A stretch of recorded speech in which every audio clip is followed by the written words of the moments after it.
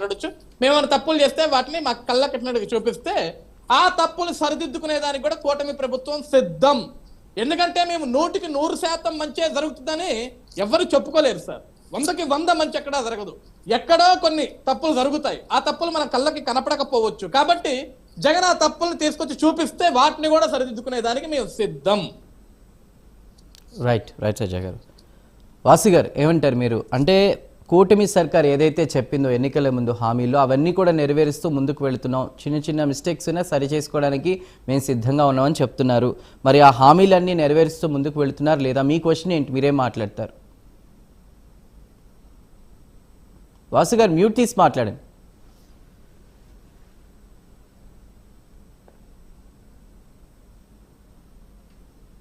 వినిపిస్తుందా? వినిపిస్తుంది, చెప్పండి. టీవీ ప్రేక్షకులకి, యాంకర్ గారికి, అలాగే ప్యానెల్లో ఉన్న సభ్యులందరికీ కూడా నమస్కారం. ఒక సుదీర్ఘమైన అజయ్ గారి ప్రసంగం నిజంగానే ఒక రాజకీయ ప్రసంగంగా ఉందని మేము భావిస్తున్నాం. మొట్టమొదటి హామీలన్నీ మేము నెరవేర్చినాం అని మాట్లాడుతున్న ఈ తెలుగుదేశం ప్రభుత్వం లేదా ఈ కూటమి ప్రభుత్వం వాళ్ళు ఇచ్చిన సూపర్ 6 లో వాళ్ళు చెప్పిన 20 లక్షల ఉద్యోగాలు ఇంకా రాలేదు. దాంతో ఒకవేళ 20 లక్షల ఉద్యోగాలు రాకపోతే నిరుద్యోగ భృతి కింద ప్రతి నిరుద్యోగికి 3,000 రూపాయలు ఇస్తామని హామీ ఇచ్చిన ఈ కూటమి ప్రభుత్వం ఇంతవరకు ఆ హామీ గురించి ఆలోచించడమే లేదు. సరే, అది పక్కన పెడితే ప్రతి మహిళకు 19 సంవత్సరాల నుంచి 59 సంవత్సరాల వరకు ఉన్న ఈ రాష్ట్రంలో ఉన్న ప్రతి మహిళకి నీకు 1,500, నీకు 1,500, నీకు 1,500, నీకు 1,500 అని ఊదరు కొట్టిన ఈ కూటమి ప్రభుత్వం ఆ అంశాన్ని ఇంతవరకు వాళ్ళకి తీసుకురాలేదు. రైతులకి ప్రతి సంవత్సరం 20,000 ఇస్తామని చెప్పిన ఈ సూపర్ 6 భాగంలో ఉన్న ఈ కూటమి ప్రభుత్వం మొన్న ఏదో 7,000 ఏదో డబ్బులు పంపించిందే కానీ ఒక సంవత్సరం అది కూడా ఎగ్గొట్టింది, ఇంకా పూర్తిగా రాలేదు. ఈ రాష్ట్రంలో ప్రతి మహిళ ఏ బస్ అయినా ఎక్కడికైనా మరి ఆ రోజు వీళ్ళ పంపించిన యాడ్లు చూస్తే మేము తిరుపతికి వెళ్ళాలి, విజయవాడకి వెళ్ళాలి, శ్రీశైలంకి వెళ్ళాలి, ఇప్పుడు మన యాత్ర ఎలా చేయాలి అని ఒక యాడ్ లో భాగంగా నెక్స్ట్ కూటమి ప్రభుత్వం రాబోతుంది, ప్రతి మహిళకి ఎక్కడికైనా ఉచిత బస్సు సౌకర్యం కల్పిస్తుంది అని చెప్పిన ఈ కూటమి ప్రభుత్వం ఇప్పుడు దాన్ని తూతూ మంత్రంగా కొన్ని బస్సులకు మాత్రమే, అది కూడా పల్లె వెలుగు ఎక్స్ప్రెస్ బస్సులకు మాత్రమే వాళ్ళు అనుమతిస్తూ ఇలా చేయడం అనేది ప్రతి ఒక్క పథకానికి తూట్లు పొడిచినట్టుగానే మేము భావిస్తున్నాం.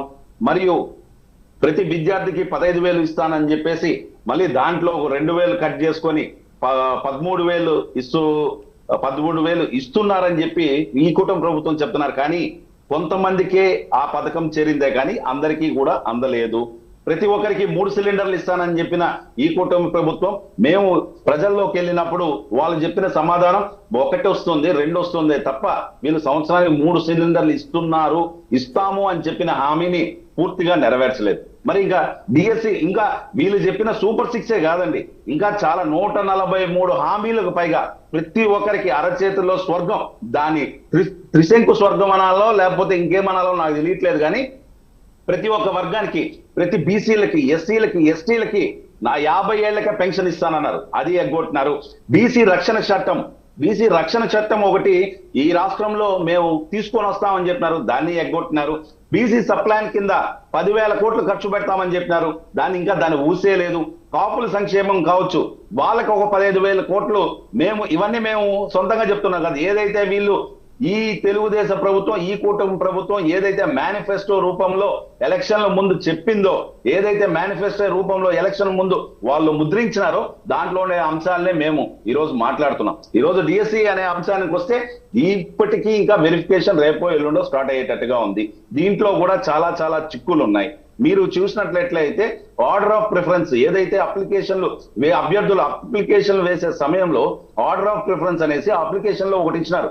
ఇప్పుడు 4 రకాలమైన పోస్టులకి ఒకప్పుడు గతంలో 4 అప్లికేషన్లు వేసే సందర్భం ఉండేటప్పుడు వీళ్ళు ఈ అప్లికేషన్ వేసే టైంలో ఆర్డర్ ఆఫ్ ప్రిఫరెన్స్ కింద అది ఎస్జిటి కావచ్చు, స్కూల్ అసిస్టెంట్స్ కావచ్చు, లేకపోతే టీజీటీ కావచ్చు, లేదా పీజీటీ కావచ్చు, ఏదైనా వాళ్ళ ఆర్డర్ ఆఫ్ ప్రిఫరెన్స్ వాళ్ళు ఇవ్వకుండా ఒక అభ్యర్థికి 2 పోస్టులు వస్తుంది, లేదా 3 పోస్టులు వస్తుంది, లేదా తనకిష్టం అయిన పోస్ట్ లో చేరే అవకాశం కల్పించకుండా మీరు అప్లికేషన్ సమయంలో ఏదైతే ఆర్డర్ ఆఫ్ ప్రిఫరెన్స్ పెట్టినారో ఆర్డర్ ఆఫ్ ప్రిఫరెన్స్ ప్రకారమే మీకు ఇస్తాము అని చెప్పడం ఇది నిజంగానే చాలా చాలా కరెక్ట్ కాదు. దాన్ని కూడా ఈ కూటమి ప్రభుత్వం మార్చుకోవాలి.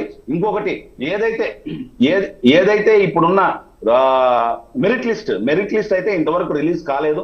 దాంట్లో ఉన్న ఆర్డర్ ఆఫ్ ప్రిఫరెన్స్ ఏంటి, నార్మలైజేషన్ ఏంటి, దాంట్లో ఉన్న రోస్టర్ పాయింట్స్ ఏంటి, దాంట్లో ఈ రిజర్వేషన్లు ఎస్సీలకు కావచ్చు, ఎస్టీలకు కావచ్చు, బీసీలకు కావచ్చు, ఫిజికలీ హ్యాండిక్యాప్డ్ కావచ్చు, లేదా జనరల్ సీట్లలో ఉమెన్ కావచ్చు, మెన్ కావచ్చు, దీంట్లో ఉన్న ఈ రోస్టర్ పాయింట్స్, ఈ రిజర్వేషన్ వీళ్ళు ఎలా అలా అమలు చేస్తారు అనేది రేపు వెరిఫికేషన్ లో ఒకసారి చూడాలి.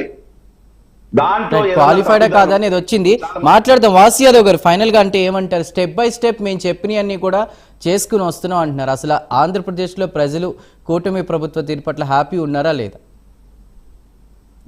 మొన్న ఈ రాష్ట్రంలో ఉన్న ఎవరైతే ఫిజికలీ హ్యాండిక్యాప్డ్ పెన్షన్ తీసుకుంటున్నారో, ఈ రాష్ట్రంలో ఉన్నటువంటి ఫిజికలీ హ్యాండిక్యాప్డ్ ఏదైతే పెన్షన్ తీసుకున్నారో వాళ్ళందరూ కూడా కలెక్టరేట్ ఆఫీసుల ముందర ధర్నా చేసిన విషయం ఈ రాష్ట్రం అంతా చూస్తుంది. ఈరోజు మీరు పెన్షన్లు తగ్గించే పథకానికి శ్రీకారం చుట్టారు.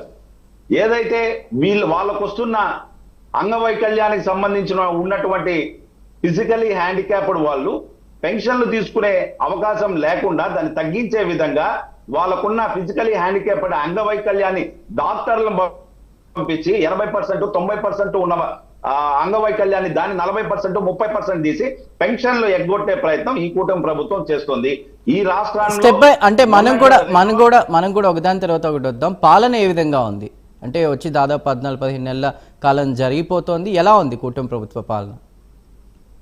రాష్ట్ర ప్రజలు పూర్తిగా అసంతృప్తిగా ఉన్నారు. దీంట్లో ఎటువంటి డౌటు లేదు.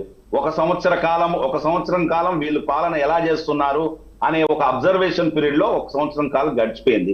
ప్రజా ఉద్యమాలు ఖచ్చితంగా మొదలయ్యే సందర్భం మేము 2 సంవత్సరాల తర్వాతనో 3 సంవత్సరాల తర్వాతనో మొదలవుతాయి అనుకున్నాం. కానీ 14 నెలలకే 12 నెలలకే ఈ రోజు రాష్ట్రంలో చాలా వర్గాల ప్రజలు అసంతృప్తిగా ఉన్నారు. వీళ్ళ కూటమిలో నాయకులు కూడా అసంతృప్తిగా ఉన్నారు. అతి త్వరలోనే గొప్ప ప్రజా ఉద్యమాలని ఈ రాష్ట్రం చూడబోతోంది.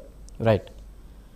గాది వెంకటేశ్వర గారు మీరేమంటారు? అంటే కూటమి ప్రభుత్వం ఏదైతే చెప్పిందో అదే మేము చేసుకుంటూ వెళ్తున్నాం అని చెప్తున్నప్పటికీ కూడా ఇందులో అవకతవకలు ఉన్నాయి, ప్రజలు ఇబ్బందులు పడుతున్నారని వైసీపీ వాదనగా ఉంది.